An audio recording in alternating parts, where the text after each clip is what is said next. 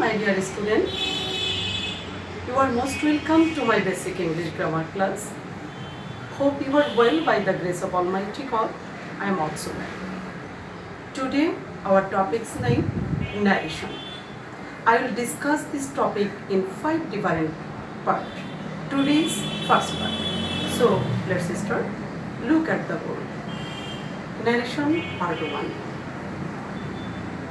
Before starting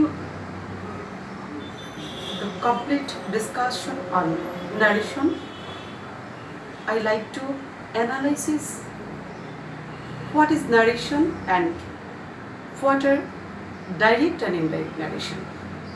Narration এর বাংলা অর্থ হচ্ছে উক্তি।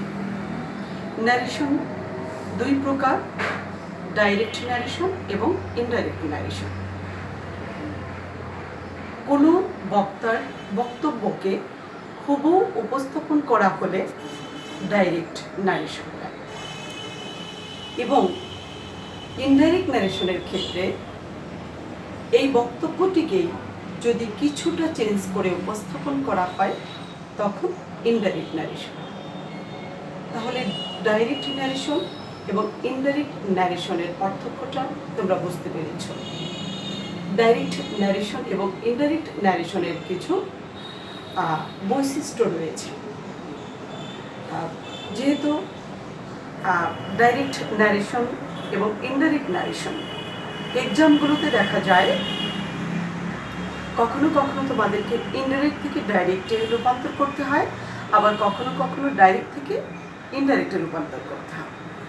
এ কারণে তোমাদেরকে একটি স্পিচ দেখে এটা ডাইরেক্ট স্পিচ না ইনডাইরেক্ট স্পিচ এটা আইডেন্টিফাই করতে জানতে হবে।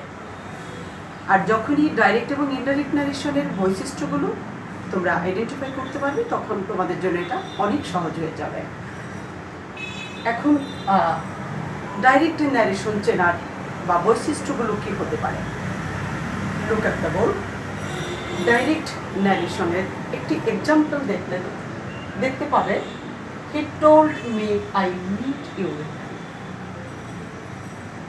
সে আমাকে বলল আমার তোমার সাহায্যের প্রয়োজন।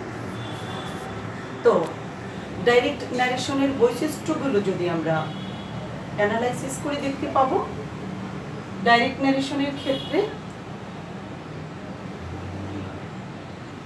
ফার্স্ট লেটার, রিপোর্টিং স্পেস এবং রিপোর্টেড স্পেস দুটি পার্ট।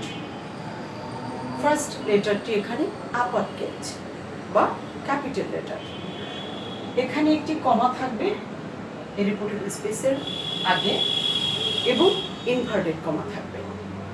এই সকল বৈশিষ্ট্যগুলো ডাইরেক্ট স্পেসের ক্ষেত্রে। আর ইনডাইরেক্ট স্পেসের যে বৈশিষ্ট্যগুলো সেটা হচ্ছে ইনডাইরেক্ট স্পেসের ক্ষেত্রে নো ইনভার্টেড কমা, ওখানে কোনো রকম ইনভার্টেড কমা থাকে না, এবং তিনটি বিষয়ের পরিবর্তন করতে হবে ইনডাইরেক্ট স্পেসের ক্ষেত্রে। সেটা হচ্ছে পার্সন পরিবর্তন, টেন্স পরিবর্তন এবং নিয়ারেস্ট ওয়ার্ড চেঞ্জ, নিয়ারেস্ট ওয়ার্ডগুলো এর পরিবর্তন। এই তিনটি বিষয় পরিবর্তন এর নিয়ম ভালোভাবে জানলে সহজেই ডাইরেক্ট থেকে ইনডাইরেক্ট স্পেস করা সম্ভব। আশা করি তোমরা ডাইরেক্ট এবং ইনডাইরেক্ট narrationের বৈশিষ্ট্যগুলো ক্লিয়ার করতে পেরেছ।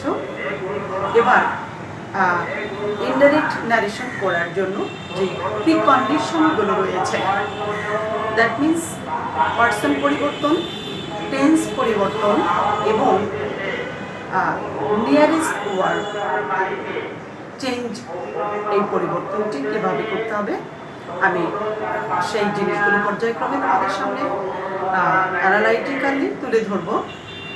ফার্স্ট অফ অল, পার্সন পরিবর্তন।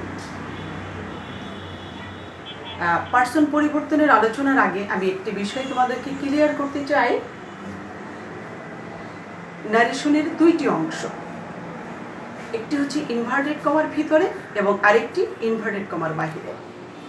বিভিন্ন পাবলিকেশনস তোমরা দেখতে পাবে যে এর একটি মানে এর একটি ভুল উপস্থাপনই আমি বলবো যে রিপোর্ট যে ইনভার্টেড কমার ভিতরে যে অংশটি থাকে তোমরা তাকে রিপোর্টেড স্পেস বলো, আর বাইরের অংশটিকে রিপোর্টিং ভার্ব বলো। তো রিপোর্টিং ভার্ব বলা নিয়ে একটা অবজেকশন রয়েছে এবং অনেক যুক্তিযুক্ত এটা। আমি সেটা এই প্র্যাকটিক্যাল যে এক্সাম্পলটি এখানে রয়েছে এর মাধ্যমে ক্লিয়ার করব তোমাদের কাছে। Suppose he told me I need your help, এটা ডাইরেক্ট স্পিচের একটি উদাহরণ। এবার এখানে যে দুইটি অংশ রয়েছে ইনভার্টেড কমার ভিতরে এবং বাহিরে, ইনভার্টেড কমার ভিতরের অংশটিকে রিপোর্টিং স্পিচ বলি, রিপোর্টেড স্পিচ, আর বাইরের অংশটিকে রিপোর্টিং ভার্ব বললে ভুল হবে। এই দৃষ্টিকোণ থেকে এখানে সাবজেক্ট ভার্ব অবজেক্ট তিনটি শব্দ রয়েছে। আমরা কোনোভাবেই পুরো অংশটিকে রিপোর্টিং ভার্ব বলতে পারি না, কারণ এখানে যে সাবজেক্টটি রয়েছে এটা ভার্ব নয়, একটি মাত্র ভার্ব এখানে রয়েছে, সেটা হলো টোল্ড। তো which is the correct? Reported স্পেসের বাইরের অংশটিকে আমরা রিপোর্টিং স্পেস বলব এবং রিপোর্টিং স্পেসের অন্তর্গত নির্দিষ্ট ভাগটিকে রিপোর্টিং ভাগ বলব। আশা করি আজকের আলোচনা থেকে এটা নিয়ে তোমাদের কোনো কনফিউশন থাকবে না এবং রিপোর্টেড স্পেস এবং রিপোর্টিং স্পেসের ভিতরে পার্থক্যটা তোমরা ক্লিয়ার হতে পেরেছ। এবার যে আলোচনাটা মোস্ট ইম্পর্টেন্ট ন্যারেশন প্র্যাকটিসের ক্ষেত্রে সেটা হলো পার্সন পরিবর্তনের নিয়ম। পার্সন পরিবর্তন করতে গেলে যেটি করতে হবে, সাবজেক্টের বেসিক যে তিনটি ফর্ম রয়েছে সেটা জানতে হবে। সাবজেক্টিভ, অবজেক্টিভ, পসেসিভ, এই তিনটি ফর্ম জানতে হবে। পার্সনের তিন প্রকারের, first person, second person, third person. এখানে যে ফর্মগুলো সাবজেক্টিভ রয়েছে এগুলো অবজেক্টিভ এবং পসেসিভ ফর্ম। আমি আলোচনা করছি সাবজেক্ট। ফার্স্ট পার্সনের ক্ষেত্রে আই এর অবজেক্টিভ, আই এর অবজেক্টিভ এবং পসেসিভ ফর্ম। এরপর ফার্স্ট পার্সনের আরেকটি যেটি রয়েছে সেটা হলো we, second person you, third person he, she, they, etcetera. এভাবে পার্সন পরিবর্তনের নিয়ম। আমি পার্সন পরিবর্তনের ডিটেলস পরবর্তী ক্লাসে তোমাদেরকে ডিটেলস বোর্ডে লিখে তোমাদের সামনে পুরো ফ্যাক্টরি ক্লিয়ার করব। আজকে আমি শুধুমাত্র আলোচনাটা চালিয়ে যাচ্ছি। এরপর টেন্স পরিবর্তনের নিয়মটি, এটা সবচেয়ে ইম্পর্টেন্ট একটি জায়গা। টেন্স পরিবর্তনের ভালোভাবে প্র্যাকটিস করলেই ন্যারেশন করার ক্ষেত্রে অনেক ইজিয়ার হয়ে যাবে। টেন্স পরিবর্তনের নিয়মটি লক্ষ্য করো। প্রেজেন্ট ইনডিফিনিট ডাইরেক্ট স্পিচের ক্ষেত্রে যদি প্রেজেন্ট ইনডিফিনিট টেন্স থাকে এটাকে পরিবর্তন করে করতে হবে পাস্ট ইনডিফিনিট। প্রেজেন্ট কন্টিনিউয়াস হলে পাস্ট কন্টিনিউয়াস। প্রেজেন্ট পারফেক্ট ডাইরেক্টে থাকলে ইনডাইরেক্ট হবে past perfect. Present continuous, present perfect continuous. Similarly past ইনডিফিনিটের ক্ষেত্রে ইনডাইরেক্ট হবে past continuous. Past indefinite, past perfect, sorry past indefinite থাকলে হবে past perfect, past continuous, past perfect continuous. এরপর future tense বা modal verb future in the past. That means shall থাকলে should, will থাকলে would, may থাকলে might হবে এবং